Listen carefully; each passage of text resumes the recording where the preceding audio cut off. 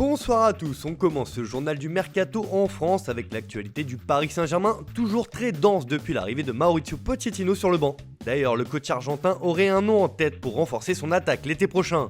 Le nouvel entraîneur du club de la capitale voudrait relancer Paulo Dybala, qui ne vit pas forcément des jours heureux à la Juve. Alors que l'attaquant n'a toujours pas prolongé avec la vieille dame, Leonardo et Pochettino voudraient s'engouffrer dans ce dossier pour réaliser un sacré coup sur le mercato. L'ancien coach de Tottenham voulait déjà Dybala à Londres et aura peut-être gain de cause cette fois avec le PSG.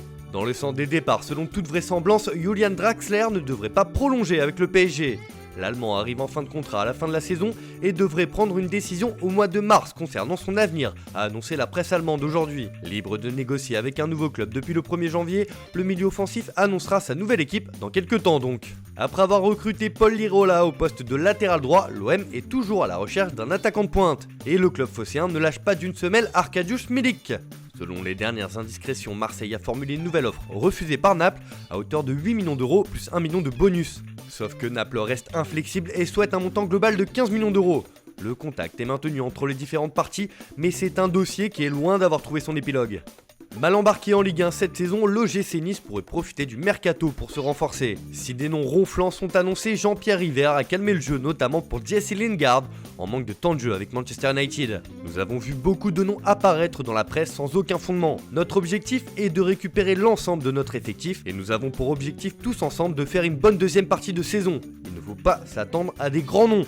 De quoi mettre fin aux rumeurs.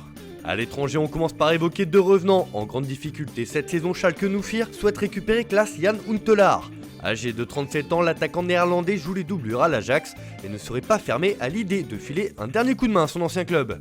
Un retour dans son ancien club dont rêve Alexandre Pato.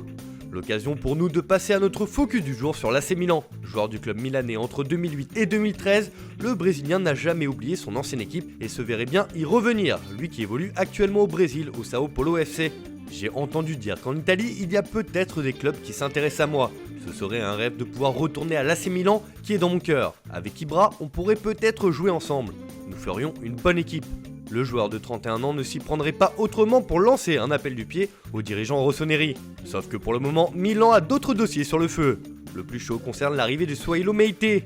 Le milieu de terrain du Torino va être prêté avec option d'achat de 10 millions d'euros et un contrat de 4 ans et demi selon nos informations. L'ancien joueur du LOSC de Monaco et de Bordeaux passait d'ailleurs sa visite médicale aujourd'hui en Lombardie. Dans le dossier Mohamed Simakan, l'AC Milan se serait fait griller la politesse par le RP Leipzig.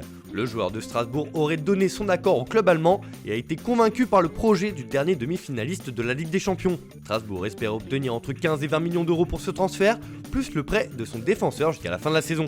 Si l'actuel leader de Serie A veut revenir sur le devant de la scène, il est prêt à s'en donner les moyens, et ce, dès cet hiver. Pour cela, Milan veut rapatrier Mario Mandzukic en Italie. Libre depuis son départ du club qatari d'Al Khaï en juillet dernier, l'ancien Turinois serait en contact avec l'écurie milanaise pour une arrivée lors de ce mercato. Affaire à suivre. Wilfried Zaha de Crystal Palace est aussi une piste explorée par les dirigeants, mais celle-ci semble beaucoup plus onéreuse, alors que le Milan est plutôt à la recherche de la bonne affaire. Et cette bonne affaire pourrait se trouver en France. En effet, selon nos informations, Loïc Badé du Racing Club de Lens est aussi dans le viseur des rossoneri. Auteur d'un excellent début de saison, le défenseur a confirmé en Ligue 1 cette année et cela ne passe pas inaperçu. Milan devra toutefois composer avec la concurrence de Rennes, Lyon ou encore Leeds United et le Borussia Mönchengladbach dans ce dossier. Milan regarde aussi à l'échelon inférieur en Ligue 2. Selon nos informations, le milieu de terrain de Toulouse, Quadio Koné, fait déjà l'objet d'une offre de la part du club italien qui serait très intéressé par son profil. Là aussi, la concurrence est rude puisque Manchester United est sur les rangs. Toujours dans le secteur défensif, Milan songerait à se faire prêter Fikayo Tomori. Les rossoneri discutent depuis plusieurs jours avec les Blues qui souhaiteraient inclure une option d'achat de 30 millions d'euros. Le joueur serait déjà d'accord pour filer en Lombardie, affaire à suivre. Cette année, le Milan devra aussi gérer les fins de contrat. Véritable moteur et leader de cette équipe, Zlatan Ibrahimovic n'a toujours pas prolongé. Des discussions sont en cours entre les différentes parties, mais l'objectif du club est de prolonger le Suédois, malgré ses 39 ans, car depuis son retour il y a un an, l'équipe s'est métamorphosée. Autre pilier du club, Gianluigi Donnarumma sera libre à la fin de la saison. À seulement 21 ans, le portier italien est déjà devenu une référence à son poste, alors Milan ne veut le perdre sous aucun prétexte. Mais les négociations avec son agent Mino Raiola traînent en longueur, et cela n'annonce rien de bon dans ce dossier. Le club ne veut pas lâcher l'affaire et compte bien prolonger son gardien, comme l'avait expliqué le directeur sportif du club, Frédéric Massara, dans une récente interview. Même son de cloche pour Hakan Çalhanoğlu. Libre à la fin de la saison, le Turc n'a pas prolongé. Manchester United voudrait profiter de la situation et s'est positionné clairement sur le dossier, mais Milan n'a pas dit son dernier mot et compte bien conserver son maître à jouer. Bref, vous l'aurez compris, Milan a du pain sur la planche pour retrouver les sommets. Enfin, c'est officiel, Pablo quitte les Girondins de Bordeaux à 6 mois de la fin de son contrat. L'international brésilien de 29 ans s'est engagé du côté du Lokomotiv Moscou et a signé un contrat longue durée en Russie. Cyril Bayala de retour à Ajaccio. Après une première partie de saison très compliquée à Lens, l'ailier de 24 ans retourne en Corse où il a signé un contrat jusqu'en 2022.